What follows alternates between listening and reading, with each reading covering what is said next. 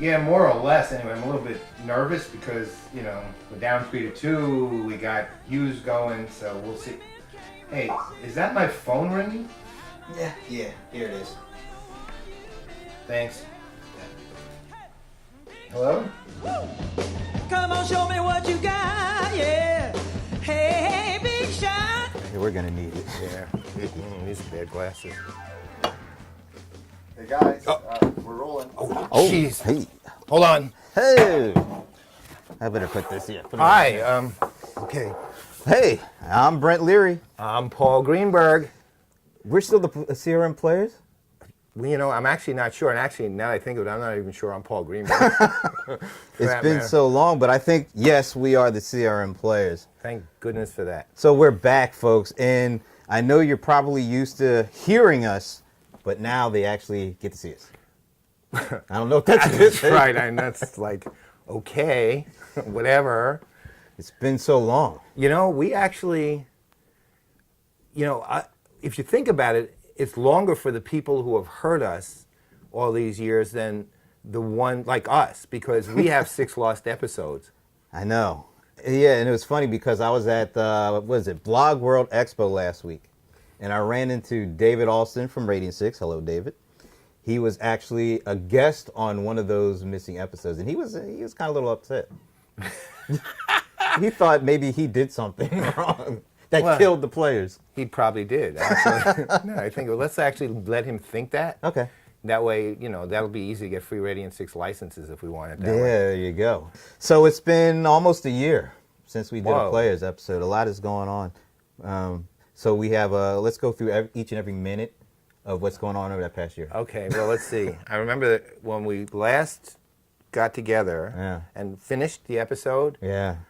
I think I went and had something to eat. Yeah, I had some breakfast. Yeah. Was it breakfast? Was that early? Maybe it was lunch. Yeah, it must have been lunch. Yeah. And then, wait a minute. You know what? After lunch, I went and I sat at the computer and I did work. I had dinner after that. Yeah, me too, actually. Yeah. That's amazing. We think so alike. I know it is. I'm always astonished at that. I guess we're going to have to kind of speed this up. Well, no, it's easy. We take that, say, multiply that times 365. And that's pretty much it. That's it. That's our life, right? Yeah. Yeah, that's true. All we do is sort of go to different events and talk a lot. Yeah, and we'll cover at least one of those today, I think. Yeah, that's true. Okay. So now that we've gotten through that, we've gotten reacquainted with the players and what we are going to do down here in the man cave, we got a guest, and I think it's time to bring on our guest. He is Dean Halstead, and this is what I really like. He is works at Microsoft. His title is Visualization Architect. So let's get Dean to join us. Okay, Dean. All right. How you doing? Thank you. Hey. Want something to drink? No, I want somebody to drink. But I'll tell you, one thing, I was looking around the man cave, and you're missing one thing that's neat, especially this type of early morning. What? It's an espresso machine. Actually, one I came upstairs. from Seattle. Oh, you did? Yeah, Seattle, it's like an appliance. You just got to have it in every single location. All right, so key question. Okay. Favorite coffee shop in Seattle? Actually, Seattle's best. I knew you were going to say that. Okay. We investigated you a bit, and Yes, we are very thorough about background checks. Absolutely. You binged me, right? Yeah. Oh, nice. Of course. There you go. Well, that's right, because you know why? Because we had to make a decision. Not just a search, a decision. Right. And we found a video. Yes. And on the video, it shows you, and it says on the video, Visualization Architect. Right. On the Underneath, video. it says Collaboration Architect. And to us, that's a bit of a scandal. Yeah. So we're trying to figure out who you are really. Right. My background is all in SharePoint and those sorts of, CRM, those types of systems. Mm-hmm. And that's What's kinda, CRM, by the way?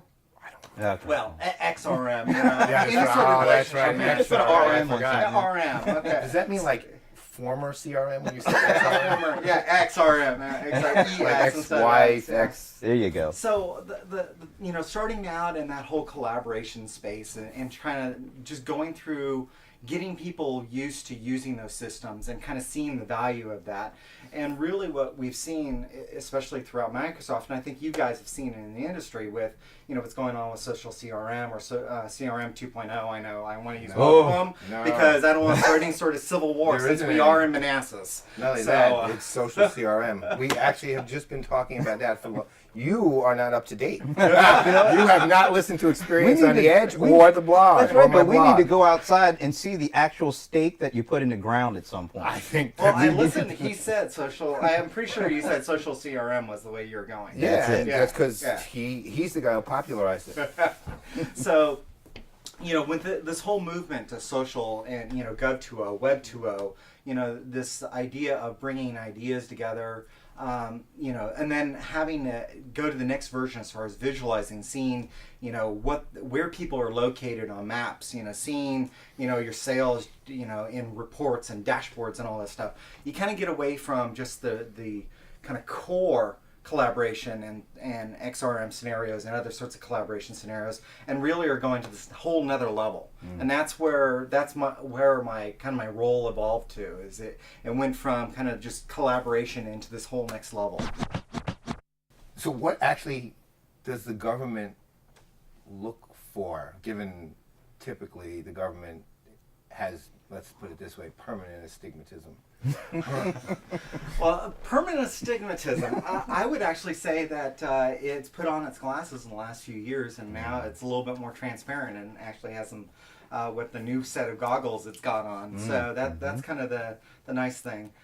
I think when you look at the government using kind of this idea of how does it get out of its malaise, as it were, they are actually with this whole new way of working.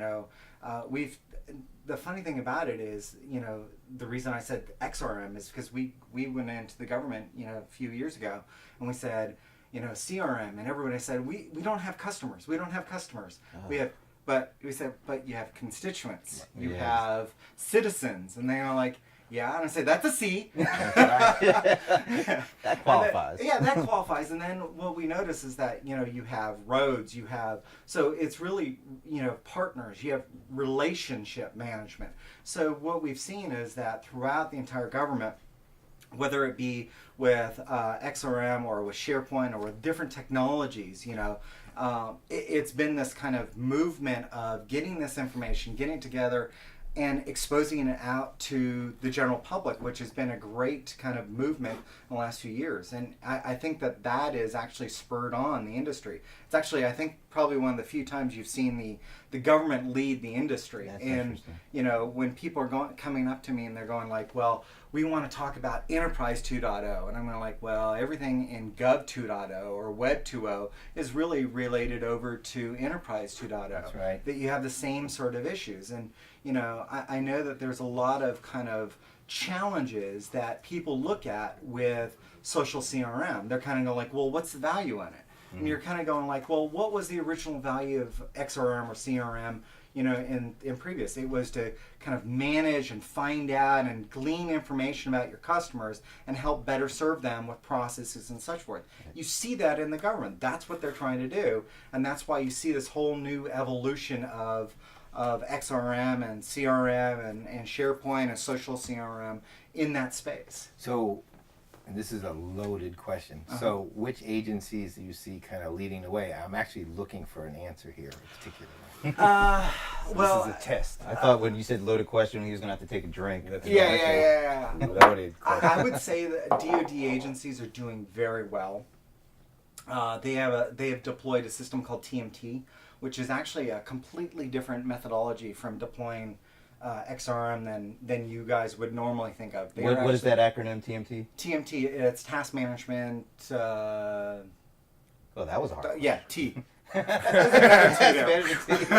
God for that. I actually thought he said Task TNT management reverse. tasking system. I think is it what said is. TNT first. Yeah. No, Oh my God. TMT. No, we don't want that. DOD with TNT. Yeah, it caught me on that one. But essentially the idea is that if you have mission, if you have things that you need to do, you have to be able to, in a large organization, task those out. Right. And so essentially you were managing a relationship, but it's not with customers, it's with internal people. And it's with people that are actually underneath you or related or partners or other services or even coalition forces or whatever it happens to be. So they're using that sort of system to manage how to, get information out, track it, and come back, and then understand how well all those systems are working. So they're actually doing a lot of good stuff in that space. So, Dean Halstead, Microsoft Visualization Architect. Thanks for joining us, man. bravo, Thanks a man. lot. Now, And I'm gonna go get some coffee. I heard your wife upstairs was Yes. brewing some. there's a Seattle's Best actually right upstairs. We brought it in specially for this show. Very good, very good. Well, that was good. We're getting back into the swing of things. Yeah, we're almost there, I'd say. We got to We work. weren't wicked enough with him, though. I No, don't but think. we'll work Because- our way up to But he's a nice guy. Sea-level wanna really SmackDown be- at some point. Yeah, right? probably maybe episode 4, Yeah. the new series. We here. got to really be in shape to really I know. smack up. I got to get back on the treadmill for that one. The mental treadmill. The You know, visualization the treadmill. we'll visualize it first. I do. That's But right. you know one thing I have to visualize because I don't have any more? Wow. Oh, this is one of these stories. We're going to call it a tragic case of customer relationship mismanagement. I had my iPad because I really didn't go anywhere without it. So I had it in the car, my rental car, which I had gotten from Dollar Renter Car. Aha. This is one of It was a those really you- nice rental. Nice car, nice drive. It was great. I think I was really tired. So when I got back into my rental car and drove to the airport, I jumped out of the car. I was kind of running to make sure I caught my flight. Well, I left something behind. Oh, you're kidding. In the Let me guess, okay? You left the engine of the car behind, and you actually never made it to And the it was airport. still running. Right? You never made it to the airport. No, I wish that was the only thing I left behind. I cannot believe this, but I actually left my beloved iPad behind in the car. And I realized it when I went through security, because when you go through security, you have to get all your computers out and put them in those special bins. And that's when it hit me. I was like, oh my God, I left it. Holy. And I couldn't go back because I had to make the flight. So I rushed through security and got through, pulled out the iPhone, called to say, hey, Dollar, I left my iPad in the car. I just did it. I just left it. Of course, couldn't get anybody live. Okay, now that's Strike one. strike one. Couldn't get anybody live. So I left a message. And I left a detailed message. I left, hey, here's the car, here's the license number, here's my contract number. Please get my iPad. Call me back. You hear from him? Let's see, that was 3 weeks ago.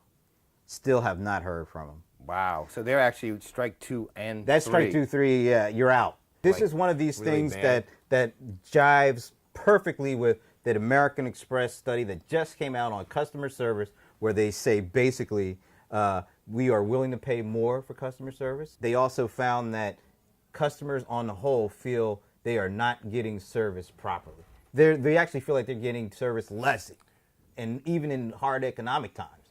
Yeah, oh yeah, in fact, and of course, when it comes down to looking at what is the key pivot point for strategies built around social CRM, it's customer service. It's not Salesforce automation. That's because, right. in fact, the most emotional impact occurs there. You know the irony of it all?